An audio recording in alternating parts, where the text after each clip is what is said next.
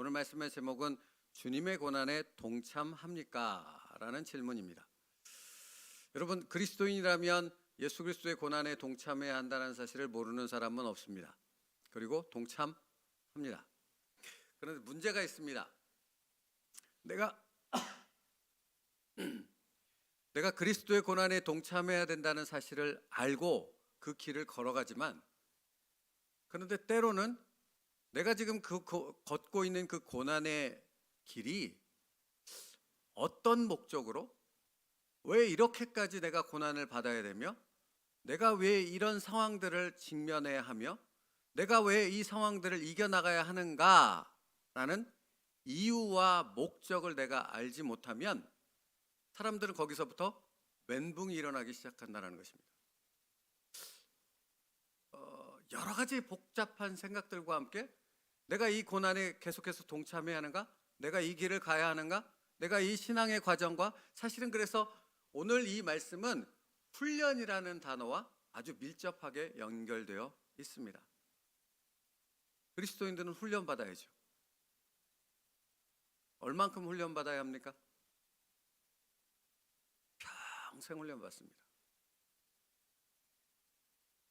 목사님들이 은퇴하면 훈련이 끝납니까? 아니요, 그렇지 않습니다. 그때 또 다른 새로운 훈련이 시작됩니다. 여러분, 우리는 평생 훈련받습니다. 그런데 그 훈련의 과정이 어떤 목적과 어떤 것 때문에 이 훈련을 받아야 되는가 하는 부분들이 내가 이해가 되지 않을 때, 그때 우리는 몸부림치기 시작하고 그 훈련에 대한 순종과 자발적인 모습으로 하나님 앞에 내어드리기보다 뭔가 거부와 반항과 다른 식의 모습들이 나타나기 시작한다 하는 것입니다. 그런데요, 한번 생각해 봐야 될 것이 있습니다. 오늘 말씀 가운데 챔버스 목사님이 하시는 말씀이에요. 우리가 주님의 고난에 동참한다는 것이요, 네? 우리가 훈련받는다는 것이 내 뜻대로 받는 것입니까? 하나님의 뜻대로 받는 것입니까? 그죠? 이것만큼 분명한 답이 어디 있습니까? 우리는 알고 있어요, 분명히. 그러면 내가 겪는 이 고난의 과정, 내가 참여하는, 동참하는 이 고난의 과정, 훈련의 과정이 내 뜻이 아니라 하나님 뜻대로 되어진다면 내가 하나님의 뜻을 전부 다 이해할 수 있습니까? 그러면 하나님 하지 누가 사람 하겠습니까? 내가 그냥 나를 믿지 뭐 하려고 하나님을 믿겠냐고요. 그러니까 여러분, 이것은 분명합니다. 뭐가 분명합니까? 우리가 받는 고난과 우리가 받는 훈련의 모든 과정은 나는 알지 못하는 거예요. 예를 들어볼까요? 모세라는 사람이 있었습니다. 40년 동안 애굽의 왕자로 정말 최고의 신분과 최고의 모든 좋은 것들만을 누리며 살았지요. 근데 그 사람이 40세 되는 순간 갑자기 전락합니다. 뭐로 전락합니까? 목동이 되어집니다. 근데 애굽에서 가장 천시 여기는 직업이 목동이에요. 그러니까 뭘 비교하냐면 왕자와 목동은 극과 극이에요. 이게. 그러니까 여기서 떨어졌는데 아주 심각하게 가장 밑바닥으로 떨어진 거예요. 그 목동의 삶을 몇 년 살았습니까? 모세가 40년이나 살았어요. 그러면 여러분, 우리는 알죠. 우리는 알아요. 모세가 그 40년의 기간 뭐 한 거예요? 훈련한 거예요. 누가 훈련시키신 거예요? 하나님이 훈련시킨 거예요. 누구의 뜻대로? 하나님의 뜻대로. 그러면 목동 40년 기간에 모세는 자신을 훈련시키는 하나님의 훈련이라는 것은 알았으며 그 훈련의 목적이 어디 있는지 그는 알았겠습니까? 몰랐겠습니까? 모르십니까? 가시떨기 나무 안에서 모세의 답을 들어보면 하나님이 그를 다시 소명하여 부르실 때 모세가 대답하는 모습을 보면 모세는 그 40년 기간에 하나님이 훈련하셨고 목적이 어디 있는지 전혀 몰랐다라는 것을 보여줍니다. 여러분, 그게 그리스도인이에요. 그게 우리가 받는 훈련이고 고난에 동참한다는 의미입니다.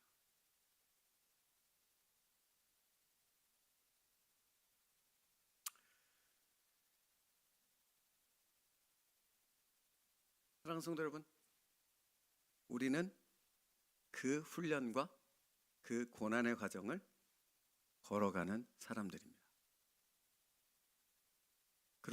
그러므로 그때 우리는 오직 누구에게만 우리의 온 마음과 온 생각을 집중해야 하겠습니까? 나를 구원하신 예수 그리스도입니다. 왜인지 아십니까? 우리는 예수 그리스도의 고난에 동참하고 있고, 지난번에도 말씀드렸던 것처럼 예수 그리스도께서 걸어가신 그 고난과 그 훈련의 과정을 우리가 동일하게 밟아 나가고 있기 때문에 그렇습니다.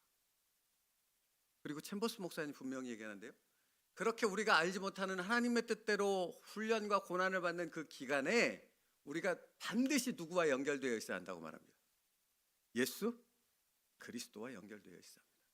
그때 그 훈련의 고난의 상황 때는 알지 못하지만 어느 일정한 그 훈련의 과정을 통과하는 그때가 되어졌을 때 하나님께서 그것이 왜 필요했는가, 그 과정을 통해 무엇을, 어떤 목적을 이루고자 하는 것인가 하는 것을 우리로 하여금 깨닫게 하는 그 은혜의 시간을 반드시 허락하실 줄 믿습니다. 그것을 바라보며 전진할 수 있다고요. 그게 믿음인 거예요, 사실은. 그리고 그 믿음 안에서 우리는 그 믿음을 통한 성장으로, 성숙으로 이어질 수 있는 거예요.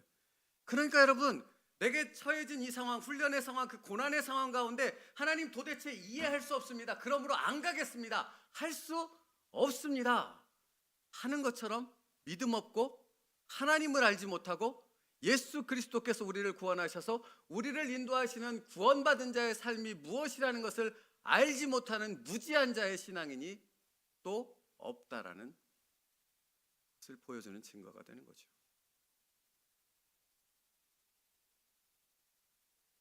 여러분, 우리는 알지 못하는 길을 걸어가는 사람들입니다. 어떻게? 믿음으로. 누구를 바라보며? 예수 그리스도를 바라보며 예수 그리스도와 함께 그 길을 걸어갑니다. 그리고 예수 그리스도 안에서 하나님은 약속하셨습니다. 우리가 그 과정들을 통과하는 그 상황에 우리를 붙들어 주시고 우리를 인도하실 것이며, 뿐만 아니라 그 과정에 어느 때가 되어졌을 때, 하나님의 때가 되어졌을 때 왜 이 시간이 우리에게 필요했는지 하나님께서는 분명히 우리에게 깨닫게 하시는 놀랍고도 놀라운 하나님의 은혜를 우리에게 허락해 주실 줄 믿습니다. 근데 여러분, 이게 그러니까 지금 이해가 안 되고 뭔가 풀어지지 않고 내 생각 가운데 뭔가 납득이 되지 않는 그때에 더욱 우리는 몸부림 가운데 주님만을 의지하면서 우리를 겸손히 하나님의 뜻 앞에 낮춰 자발적인 의지적 항복으로 들어가야 하는 줄 믿습니다. 그게 순종이에요. 그게.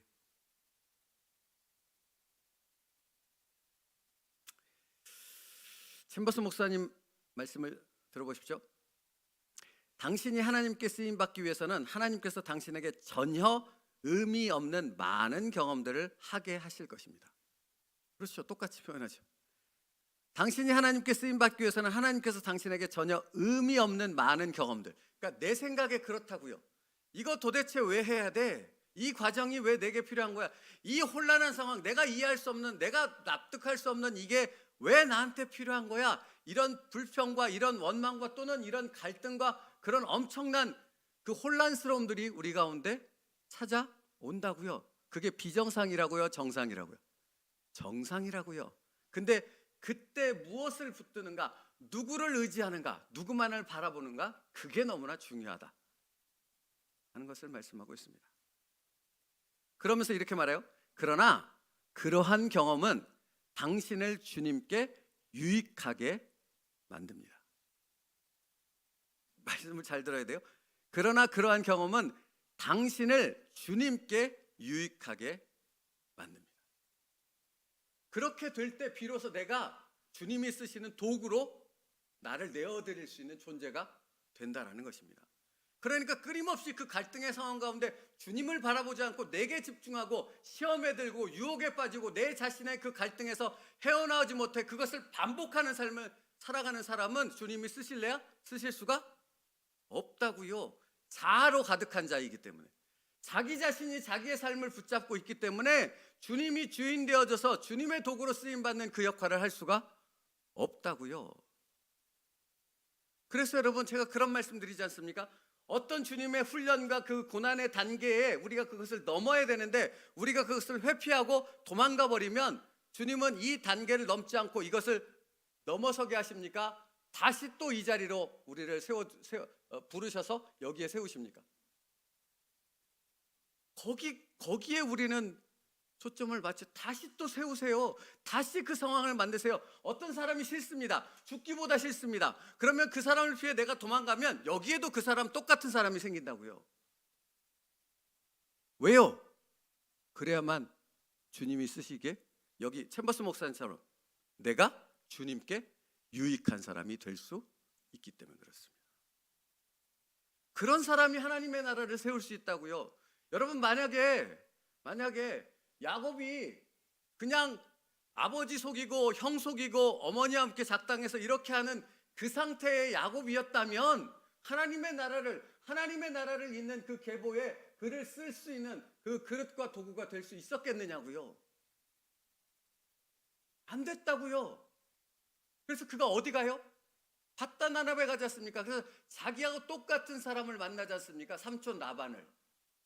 20년 동안 거기서 죽을 고생을 다 합니다. 그리고 20년 동안 여러분 성경에 나오지만 야곱은 자기의 꾀를 여전히 하잖아요. 거기를 보내신 분이 하나님이신데, 또 약속하신 분이 하나님이신데도 불구하고 자기의 꾀를 끊임없이 발동해서 무언가 이득을 얻고 자기의 것을 챙기려고 하잖아요. 그렇죠? 새벽이라 다 설명 못하지만 그렇습니다.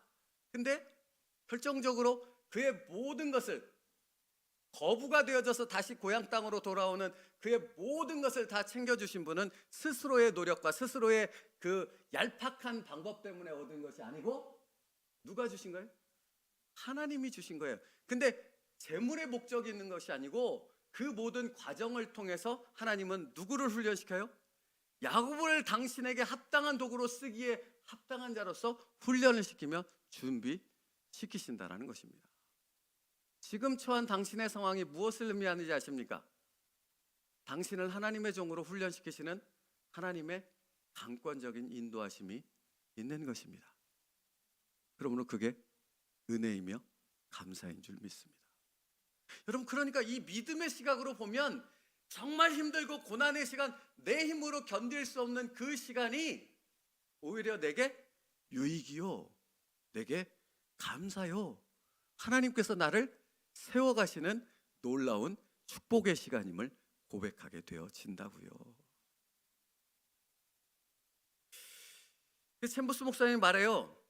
사람들은 보통 이렇게 말한다는 거예요. 나는 이 사람을 대할 수 없어요. 그러니까 어떤 사람, 하나님, 난 할 수 없습니다. 당신의 그 훈련의 과정, 고난의 과정 감당할 수 없습니다. 나로는 할 수 없습니다 라고 말한다는 거예요. 자기 기준으로, 자기 생각으로. 챔버스 목사님 거기에 이렇게 답해요. 왜 할 수 없습니까? 하나님께서는 당신의 그러한 문제를 해결할 수 있도록 충분한 기회를 주셨는데 당신은 그렇게 시간을 보내는 것이 어리석기 때문이라고 생각해서 외면했기 때문입니다. 그러니까 도망가는 거예요. 피하는 거예요. 이렇게 변칙적으로 대충 넘어가는 겁니다. 근데 여러분, 하나님은 만홀히 여김을 받으시는 분이 아니지요. 내 잔꾀로 넘어간다면 야곱의 잔꾀로 넘어가셨어야 될 하나님입니다. 근데 그렇지 않아요. 20년 바단 아람으로 20년 후에 돌아온 후에도 야곱이 만난 하나님과 씨름했던 장소가 어디요? 얍복강이요. 얍복강. 얍복강에서 에서를 만나게 해서 준비하는 그 과정 가운데 네 때로 보내는데, 그 네 때로 보내는 과정도 역시 야곱의 잔꾀만으로 가득 차 있다는 것이 성경에 분명히 기록되어 있습니다. 근데 얍복강에서 하나님과 씨름하죠. 뭐가 부러져요? 야곱에게 하나님께서 항복을 선언하게 만드신 거라는 의미입니다. 야곱이 하나님을 이겨서 하나님께 축복을 받은 것이 아니고 야곱이 하나님께 철저히 깨져서 하나님 앞에 환도뼈가 부러져서 하나님 나 좀 살려주십시오. 하나님이 나를 붙잡아 주시고 살려주시지 않고 나를 바꾸시지 않으면 나는 인간이 될 수 없고 아무것도 할 수 없는 존재입니다 하고 하나님 바지끄레기 붙잡고 하나님 나를 그렇게 세워주기 전까지는 내가 하나님을 놓지 않겠습니다 하는 그 절박함과 간절함 가운데 야곱이 하나님 앞에 무릎 꿇었을 때 그때 하나님이 비로소 야곱을 다시 일으키시는, 성장시키시는, 하나님이 쓰시는 야곱으로 바꾸시는 은혜를 베푸셨던 것입니다. 그래서 그의 이름이 바뀌죠. 뭘로요? 이스라엘로. 사랑하는 성도 여러분, 야곱만 그럴 것 같습니까? 야곱에게만 그런 시간이 있을 것 같습니까? 성경은 말합니다. 오늘 우리에게 말씀합니다. 아니야, 너희도 똑같단다. 그 훈련이 필요하며 그 고난에 동참하는 시간이 필요하며 너희의 뜻을 그것을 통해서 내려놓는, 내가 알지 못하는 하나님의 뜻 앞에 전적으로 순종하며 내어 맡길 수 있는 믿음의 사람으로 이 훈련의 시간을 통해 서야 한단다 라고 말씀하고 있는 것입니다. 사랑하는 성도 여러분, 오늘도 우리의 삶 속에서 하나님은 그 훈련의 삶으로, 그 고난에 동참하는 삶으로 우리를 인도하실 것입니다. 그 하나님의 인도하심에 대한 그 신실하신 하나님을 의지하는 믿음을 통해서 하나님 앞에 찬송하며 그 과정을 기쁨으로 걸어갈 수 있는, 믿음으로 걸어갈 수 있는 저와 여러분 될 수 있기를 축복합니다.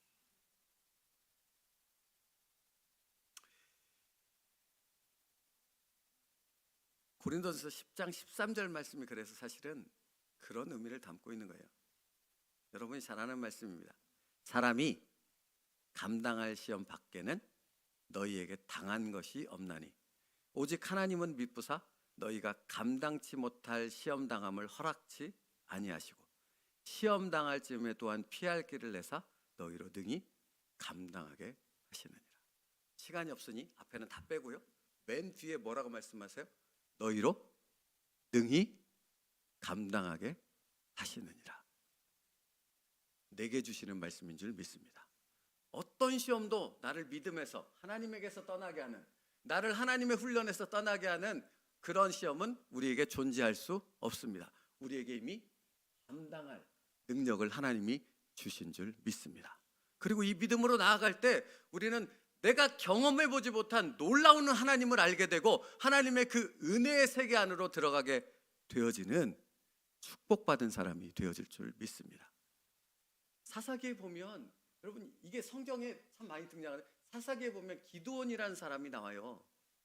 근데 기드온은 지극히 연약한 사람이고 쪼잔한 사람이고 아무것도 할 수 없는 무능력한 사람이었거든요. 그걸 성경이 보여줘요. 그런데 천사가 기드온을 만나라고 기다리고 있다가 이렇게 큰 바위 밑에 기드온이 왔어요. 그때 천사가 기드온을 향해 뭐라고 부르는지 여러분 혹시 기억하십니까? 사사기 배우셨으니까. 큰 용사여 불러요. 그러니까 미디안을 피해서 포도주 타작틀에서 숨어서 뭐하고, 하여튼 숨어서 아무것도 못하는 그런 미약하고 아무런 존재감도 없었던 그런 사람을 향해 하나님이 뭐라고 부른다고요? 큰 용사여 불러요. 그러니까 가장 놀란 사람이 누구예요? 기드온이에요. 무슨 얘기입니까? 나 같은 사람을 어떻게 큰 용사라고 하십니까? 라고 한다는 거예요. 근데 하나님이 그를 큰 용사로 세우시는 모든 과정 가운데로 기드온을 훈련해서 끌고 가시지 않습니까? 근데 여기서 한 가지 더 중요한 포인트가 있어요. 기드온이 너를 통해서 미디안을 물리칠 것이다 라고 말씀하셨을 때 내가 뭔 능력으로 도대체 그 미디안, 그 메뚜기 떼 같은 그 엄청난 많은 수를 물리칠 수 있습니까? 라고 물었더니 하나님이 기드온한테 뭐라고 말씀하신 줄 아세요?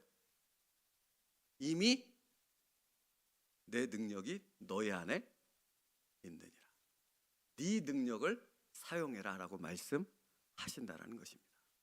사랑하는 성도 여러분, 우리 안에 이미 하나님의 능력이 있는 줄 믿습니다. 문제는 믿음으로 그것을 사용할 수 있는가 하는 부분에 달려 있는 것입니다. 이것을 사용하는 것은 믿음에 달려 있는 것입니다. 여러분이 믿음이 없으면 아무리 여기 큰 능력이 있어도 아무것도 할 수 없지만, 내게 큰 능력을 이미 주셨다는 하나님의 말씀을 믿고 그 능력을 의지하여 나아간다면, 기드온이 싸움터 나가서 뭘로 싸웠어요?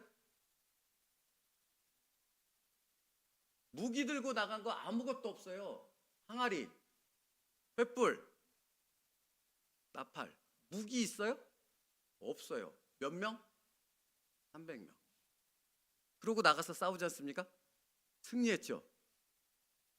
그 승리는 어떤 승리입니까? 믿음으로 나아간 기드온을 통해 하나님이 그 믿음에 응답해서 하나님께서 승리를 그에게 허락하신 줄 믿습니다. 여러분, 여기에 핵심이 있습니다. 그러니까 여러분이 그 고난과 훈련의 과정 가운데, 내가 이해할 수 없는, 내가 그 목적을 알 수 없는 그 과정 가운데 순종할 때, 하나님께서는 나를 성숙시키실 뿐만 아니라, 나를 통해서 하나님의 역사를 이루실 뿐만 아니라, 나를 통해서 우리의 가정을 바로 세우는 믿음의 놀라운 축복의 가정으로 세워가는 역사를 행하실 줄 믿습니다. 이게 하나님의 방법입니다. 그리고 우리를 훈련시키며 고난에 동참케 하시는 하나님의 뜻과 계획인 줄 믿습니다. 그러므로 여러분, 신앙생활은 믿음이 아니고서는 풀어질 수 없어요. 그래서 믿음으로 말미암아 믿음에 이르게 하나니가 되는 것입니다. 오늘도 믿음으로 하나님께서 인도하시는 그 길을 아멘하며 걸어갈 수 있는 우리가 될 수 있기를 축복합니다. 하나님의 계획은 하나님의 뜻대로 신실하게 우리의 삶 가운데서 성취될 줄 믿습니다. 그 영광을 바라보며 우리 함께 찬송하며 하나님의 뜻대로 순종할 수 있기를 간절히 축복합니다. 기도하겠습니다. 살아계신 하나님, 오늘도 하나님께서는 우리를 훈련하시며 주님의 고난에 동참케 하실 줄 믿습니다. 아버지 하나님, 나는 아직 그 계획과 목적이 어디 있는지 알지 못하나, 그러나 하나님께서 이 모든 과정을 주관하시며 인도하신다는 것을 믿음으로 바라보게 하셔서 하나님 안에서 그 모든 것을 아멘으로 받게 하여 주시옵소서. 그리고 그 과정을 통해 하나님을 더 깊이 하나님 앞에 쓰임받을 수 있는 성숙한 하나님의 도구로 성장할 수 있게 하여 주셔서 우리를 통해 하나님의 나라를 세우고 하나님의 역사를 이루는 놀라운 일들을 경험하는 하나님의 종들 되게 하여 주시옵소서. 예수님의 이름으로 기도 올리옵나이다. 아멘. 우리 151장 다시 한번 찬양하고 기도하겠습니다. 151장입니다. 사랑하는 성도 여러분, 하나님의 교회가 건강하다고 하는 증거를 잡을 수 있는 첫 번째가 뭐냐면, 제가 지금 말씀드린 그 훈련과 고난의 과정이 성도들의 삶 가운데 계속해서 일어나고 있는가를 보면 됩니다. 그게 없는 교회는 평안해 보일지 모르지만, 안정돼 보일지 모르지만, 그건 하나님이 기뻐하시는 교회가 아닙니다. 그러나 여러분의 삶 가운데, 저를 포함한 우리의 삶 가운데 그런 일들이 계속해서 끊임없이 일어난다면 그 안에 누가 역사하고 있는 거예요? 하나님이 우리를 만지시며 우리를 성숙시키시는 그런 하나님의 놀라운 역사가 일어나는 줄 믿습니다. 여러분, 성경이 그걸 분명히 증거해요. 새벽이라 제가 예를 들진 않지만 여러분이 성경을 뒤져보십시오. 성경은 분명히 교회마다 그렇다라는 사실을 우리에게 분명하게 알려주고 있습니다. 우리 교회는 지금 그 싸움이 계속되고 있습니다. 제가 왜 이 말씀을 드리겠습니까? 사랑하는 성도 여러분, 지금 교회를 위해서 중보기도할 때입니다. 그 한 사람 한 사람, 여러분이 생각나는 그 한 사람, 그게 내가 될 수도 있습니다. 하나님 앞에 정말 기도로 나아갈 때 성령께서 붙잡아 이렇게 세우시고 그것을 통과할 수 있도록, 견뎌낼 수 있도록, 승리할 수 있도록 인도해 주실 줄 믿습니다. 우리 함께 중보하기를 바랍니다. 우리 151장